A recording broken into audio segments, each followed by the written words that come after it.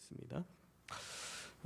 오늘 읽으신 하나님의 말씀 마태복음 24장 40절에서 51절까지 말씀입니다. 마태복음 24장 40절에서 51절까지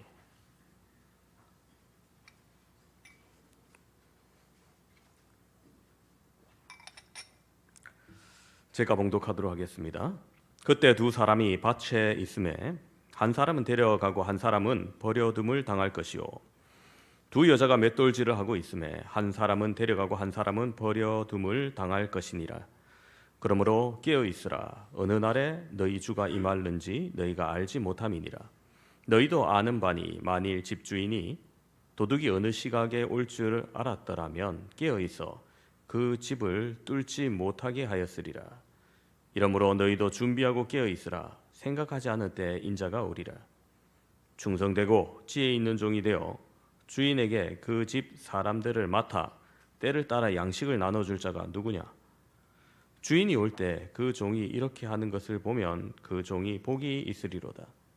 내가 진실로 너희에게 이르노니 주인이 그의 모든 소유를 그에게 맡기리라. 만일 그 악한 종이 마음에 생각하기를 주인이 더디 오리라 하여 동료들을 때리며 술 친구들과 더불어 먹고 마시게 되면 생각하지 않은 날 알지 못하는 시각에 그 종의 주인이 이르러 엄히 때리고 외식하는 자가 받는 벌에 처하리니 거기서 슬피 울며 이를 갈리라. 아멘. 여러분은 예기치 못한 순간을 경험해 보신 적이 있을 겁니다.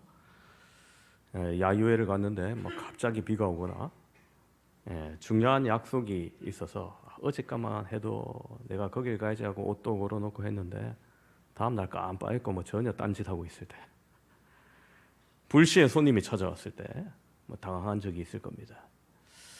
그런 순간에 준비되지 않은 우리의 모습이 여실히 드러납니다. 오늘 본문은 우리가 살아가고 있는 이 일상 속에서 언제든지 임할 수 있는 주님의 재림에 대한 경고와 교훈의 말씀입니다. 사람들은 흔히 과거지향적 성격의 사람이 있습니다. 과거의 실수, 과거의 잘못된 것을 계속 생각하는 거죠. 이것이 싹이 나고 그 후속 결과로 인해서 내가 어떻게 되었다라고 생각합니다. 어떻게 됐든 과거가 자신을 계속 괴롭히고 있는 것입니다. 여기에서 벗어나지 못한다면 후회와 낙담과 공포에 쌓여서 그렇게 일생을 허비합니다. 가만히 보면은 그런 사람은 그 전부가 과거에 다 매여 있는 것입니다. 참으로 돌이킬 수 없는 불행입니다. 과거의 그 잘못이 돌이킬 수 있는 불행이 아니라 지금 현재 그 모습이 돌이킬 수 없는 불행인 겁니다. 또 하나는 에라 모르겠다 해버리는 사람입니다. 현재 집착형입니다. 지금 한 끼 먹었으면 그만이고 한 잔 잤으면 됐다는 겁니다. 사는 데까지 살아보자. 되는 데까지 되러보자. 마치 물 위에 떠가는 나무 토막처럼 그렇게 살다가 목적도 의미도 없이 살아가는, 아무 생각 없이 살아가는 겁니다. 그리고 또 다른 부류, 미래지향적인 사람이 있습니다. 그 가치와 목적과 의미가 기준이 미래에 있습니다. 현재에도 과거에도 있지 아니하고요. 적어도 그의 생각은, 그의 지향점은 저 미래에 있습니다. 물론 문제는 여러분 어느 정도 미래냐 하는 겁니다. 저녁 먹으면서 다음 날 아침 뭐 먹지, 이 정도의 미래가 아니라 보다 더 근본적인 문제입니다. 우리는 지금 불확실성의 시대를 살아가고 있습니다. 참 예측하기 어려운 시대입니다. 신문을 보면서 요런 것 하나 해결되면 좋겠다 했지만 그게 해결되었나 싶으면 연이어 다른 사건이 다시금 우리를 사로잡습니다.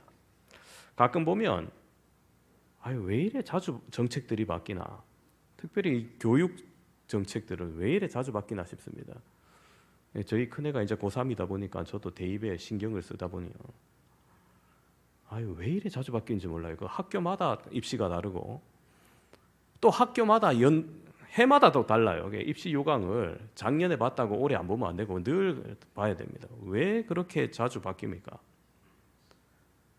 물론 학교로서는 다양한 인재를 뽑고자 해서 그렇게 했지만은 누구도 정확하게 예측하고 미리 대비하기 힘들다는 겁니다.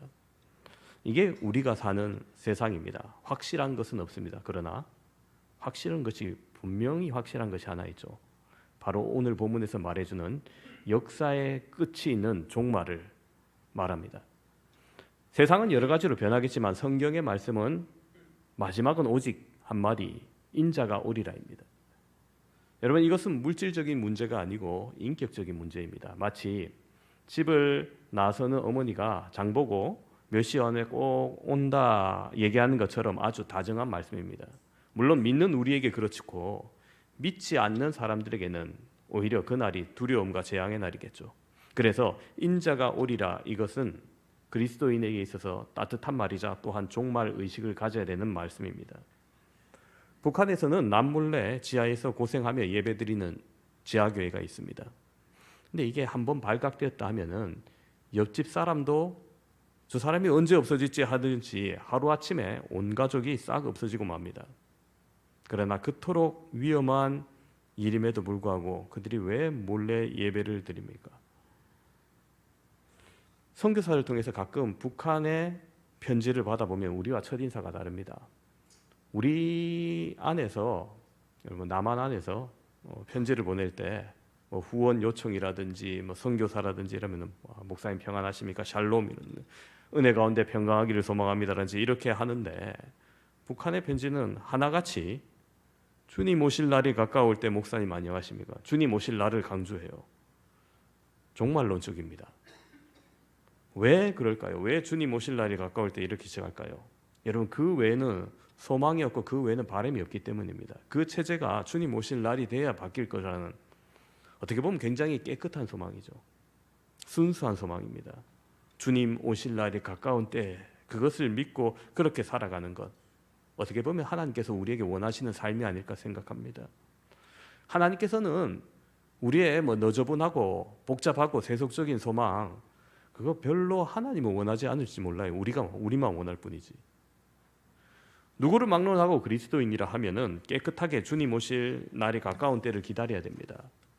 기독교 역사가 대략 2000년 가량 지났습니다. 그 기간 동안 각 시대마다 믿음으로 살아갔던 사람들의 역사가 흐르고 있습니다.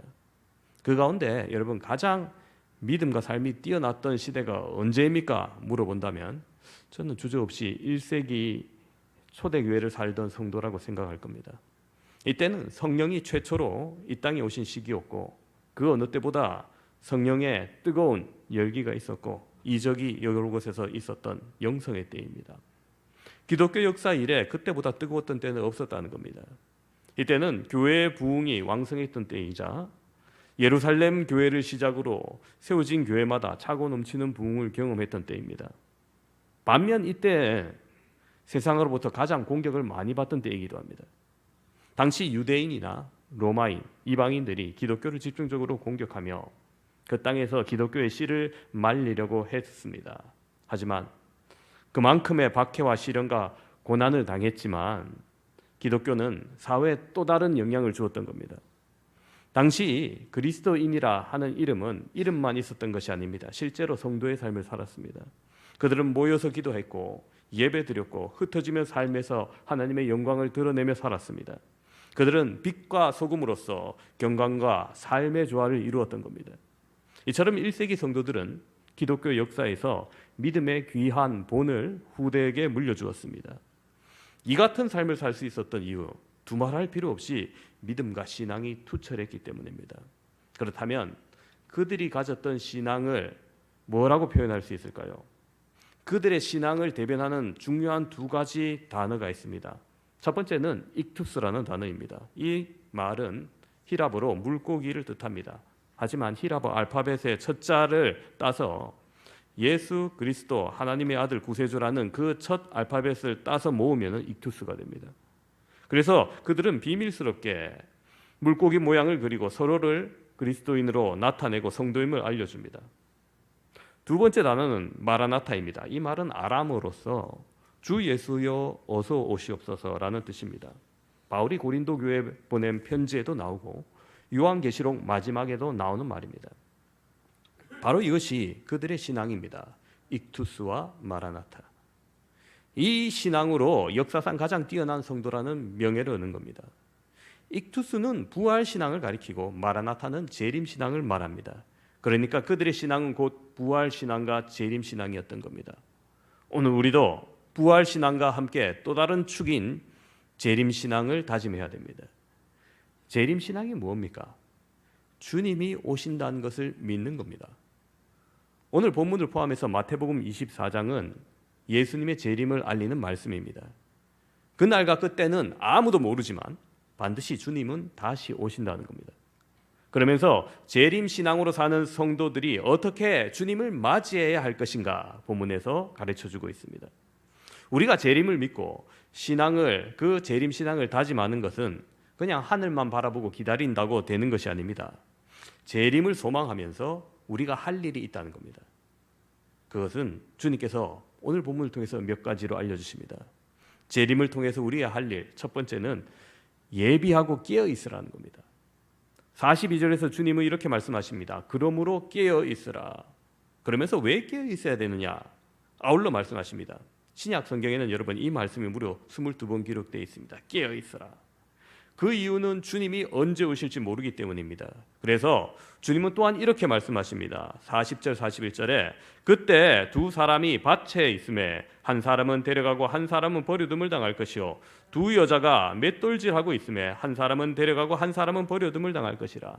그렇습니다. 똑같은 일을 하고 똑같은 장소에 있습니다. 같이 있음에도 불구하고 다른 결론이 내려진다는 겁니다. 그날이 되면은 43절 44절에 이렇게 말합니다. 너희도 아는 바니 만일 집주인이 도둑이 어느 시각에 올 줄 알았더라면 깨어 있어 그 집을 뚫지 못하게 하였으리라. 이러므로 너희도 준비하고 있으라. 생각하지 않은 때에 인자가 오리라. 그래요. 주님은 분명히 오시지만은 언제 오실지 모른다는 겁니다. 갑자기 오십니다. 생각하지 않을 때 오신다는 거예요. 그래서 깨어 있으라는 겁니다. 이것에 대해서 다음 장 25장에서도 세 가지 비유를 말씀하는데요. 재림 말씀을 하시는 이어서 25장에서 비유 알려주는 것. 그 가운데 첫 번째 비유가 열처녀 비유죠. 열처녀 비유는 슬기로운 다섯 처녀와 미련한 다섯 처녀의 이야기입니다. 신랑이 언제 오더라도 기름을 준비한 슬기로운 신부들이 있는가 하면 깨어있지 못하고 기름을 준비하지 않아서 혼인잔치에 참여하지 못하는 미련한 신부가 있다는 겁니다. 주인은 이 비유를 통해서 신랑 되실 주님을 기다리는 슬기로운 다섯 처녀로 맞이하라는 겁니다. 즉 깨어있으라는 겁니다.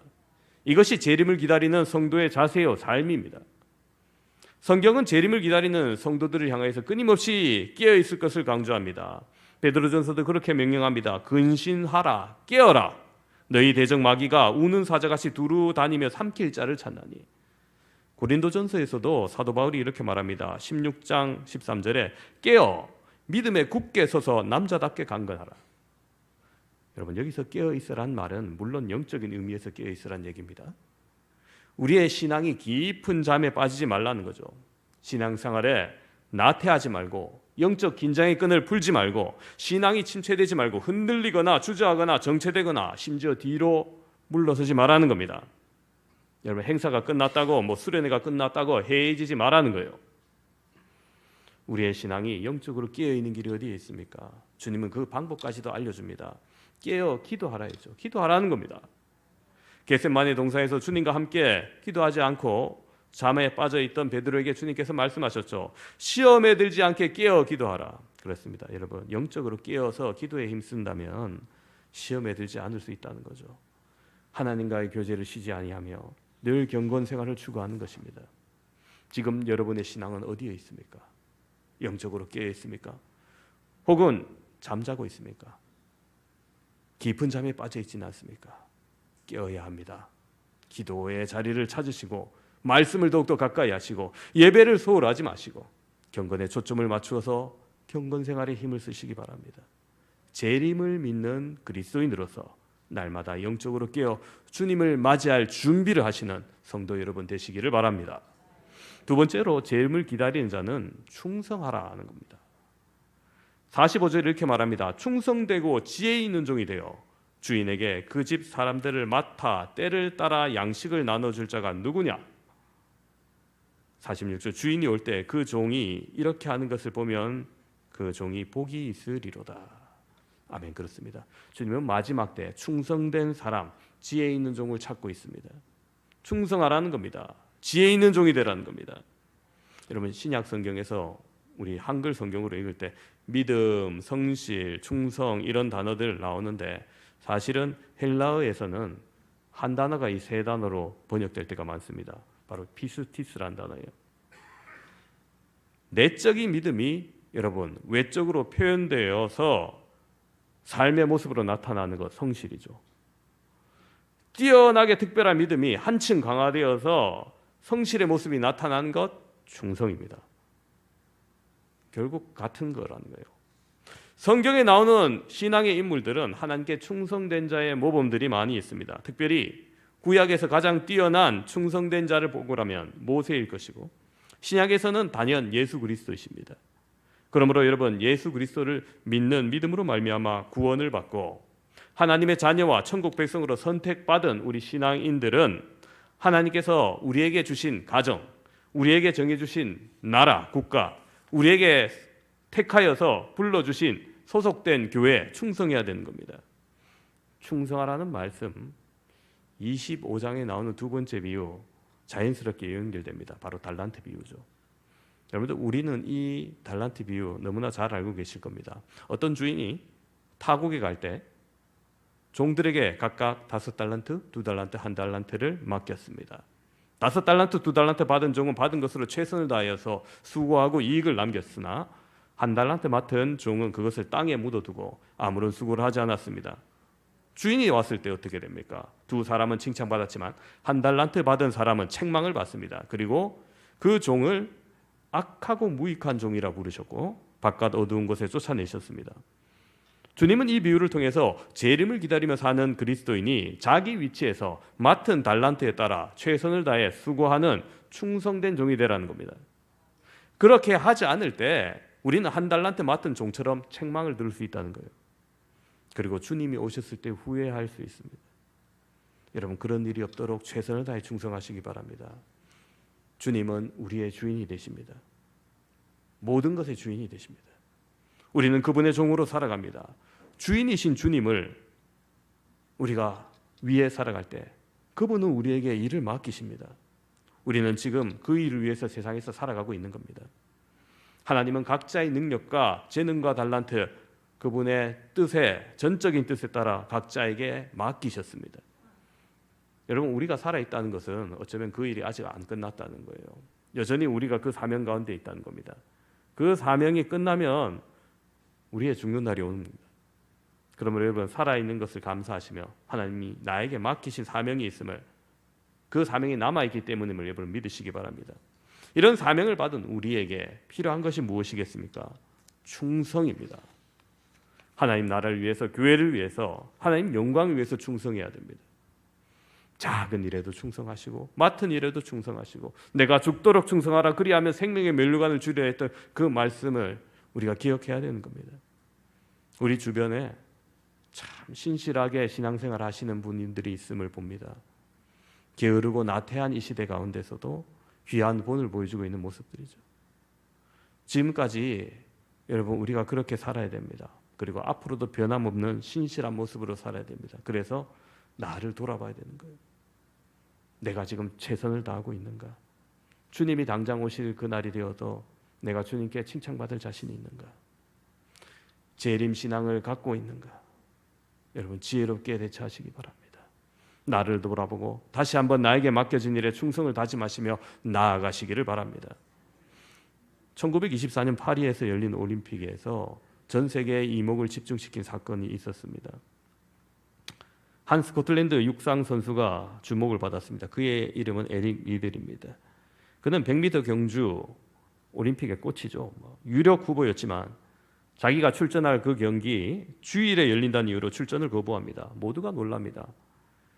아니 어떻게 올림픽 메달을 거부할 수가 있어? 뛰면은 분명히 금메달일 건데 나라의 영광도 되고 개인의 커리어도 얼마나 좋아하면 사실은 다 포기할 수 없는 것들이었지만은 에릭 리들은 한마디로 자신의 결정을 설명합니다. 나는 하나님께 먼저 충성해야 합니다. 하나님이 나를 달리게 하셨고 달릴 때 나는 하나님의 기쁨을 느낍니다. 하지만 그 기쁨도 주의를 범하면서 얻을 수는 없습니다. 여러분 너무 옛날 일이라고 생각하십니까? 아니에요. 저는 수도권에도 지방에도 계속 사역을 했지만은요, 여러분 수도권이 더 이런 정신이 좀 부족해요. 확실하게 느껴요.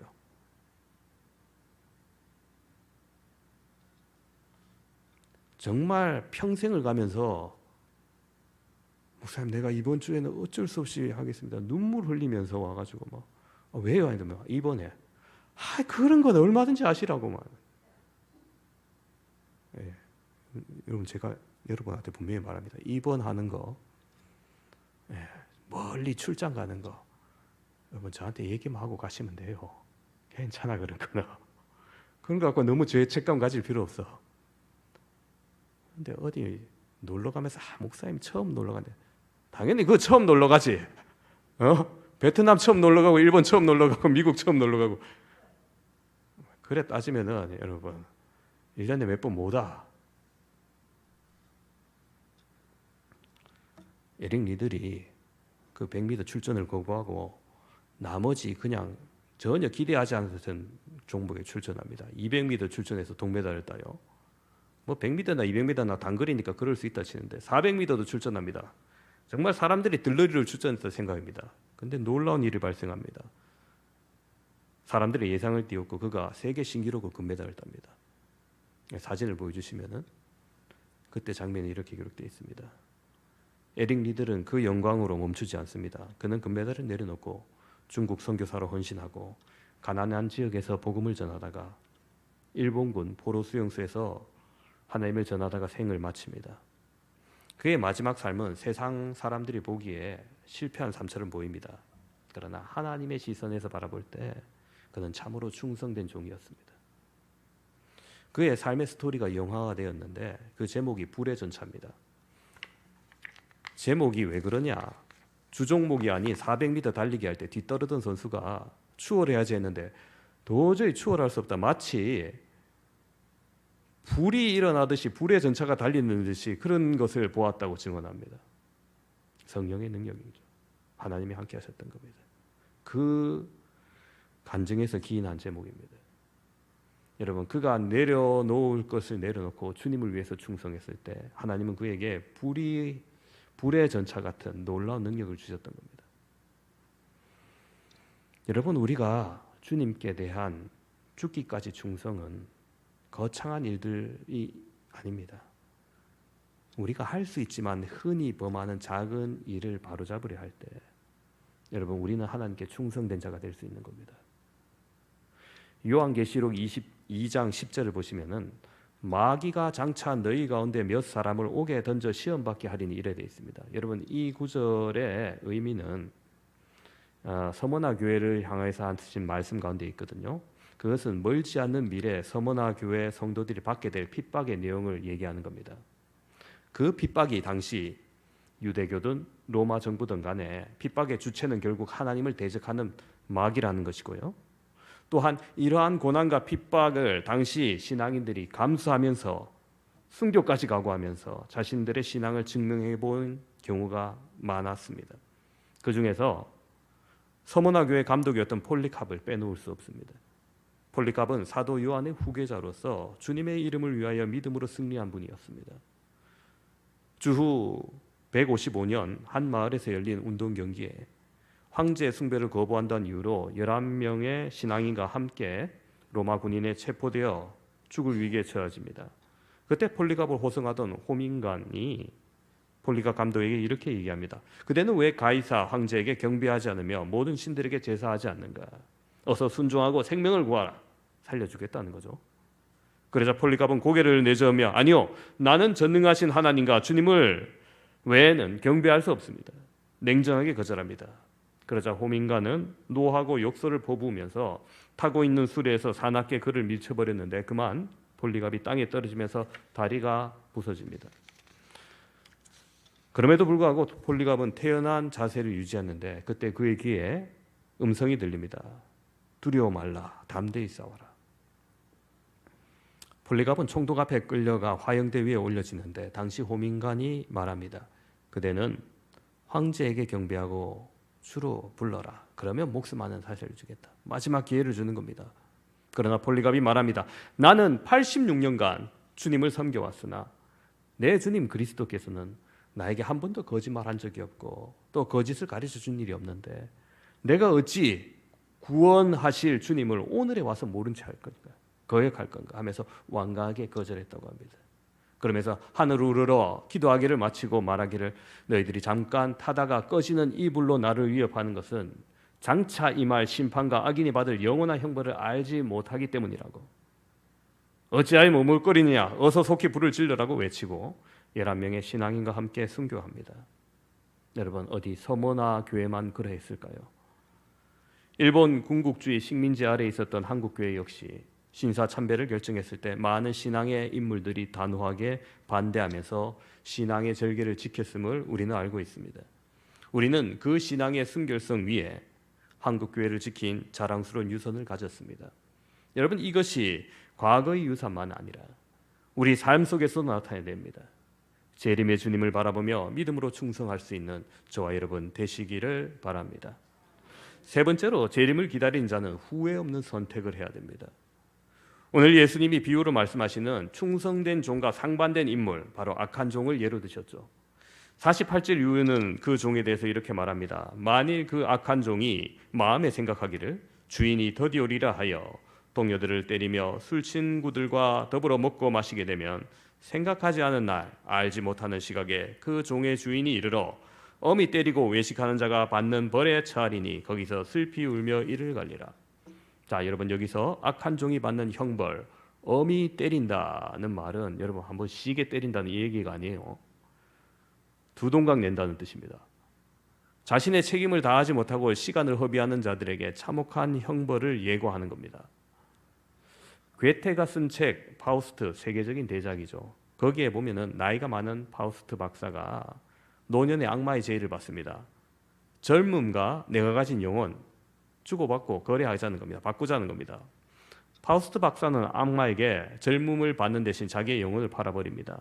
그 후에 어떻게 됐을까요? 다시 늙죠. 결국엔 다시 늙고 다시 악마에게 끌려가야 될 처지가 되었습니다. 그는 확실히 잘못된 거래를 한 겁니다. 그 책의 파우스트는 사랑하는 집시에 의해서 구원받는 것으로 되어 있지만은 어쨌든 그런 거래 자체는 정당화될 수 없습니다.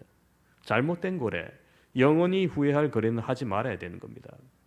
여러분, 우리는 많은 경우에 선택을 해야 됩니다. 결혼을 앞둔 젊은이는 배우자를 선택해야 됩니다.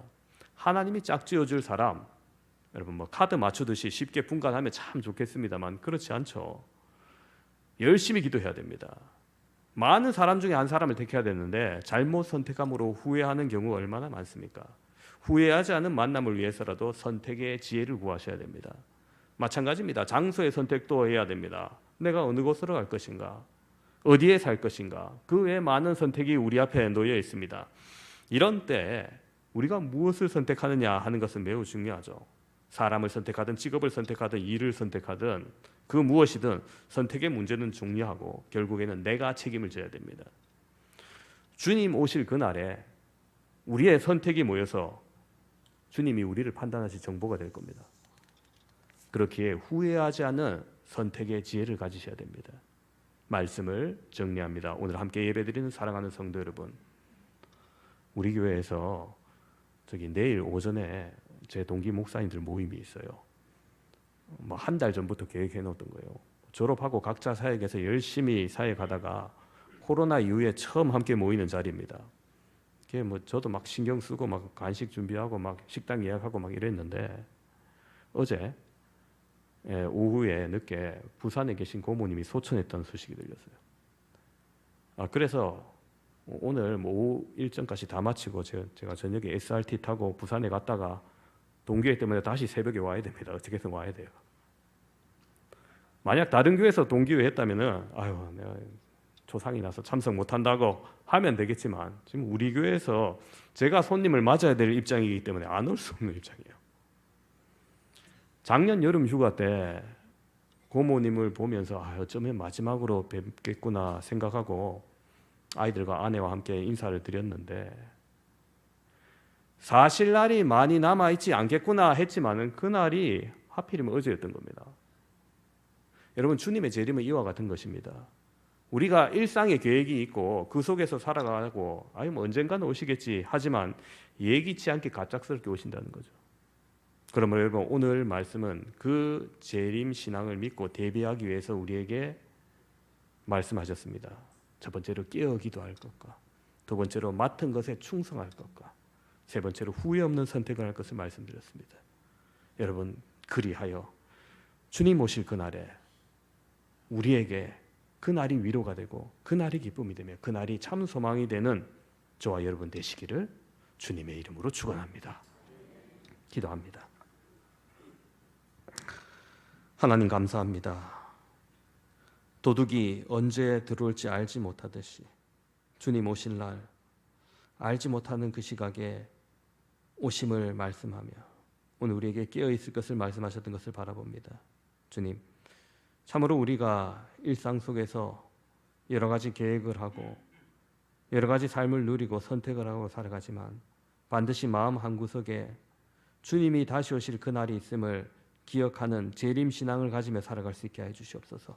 그리하여 늘 깨어 기도하는 우리가 되게 해주시고 우리에게 맡겨진 주님의 일들, 작은 일에도 맡겨진 것에 충성할 수 있는 우리가 되게 해주시며 참으로 우리의 선택이 모여서 우리의 삶을 결정짓듯이 후회 없는 선택, 주님이 오실 그날에 참으로 칭찬받는 종이 될 수 있도록 주여 함께하여 주시옵소서. 감사합니다. 예수님 이름으로 기도드립니다. 아멘.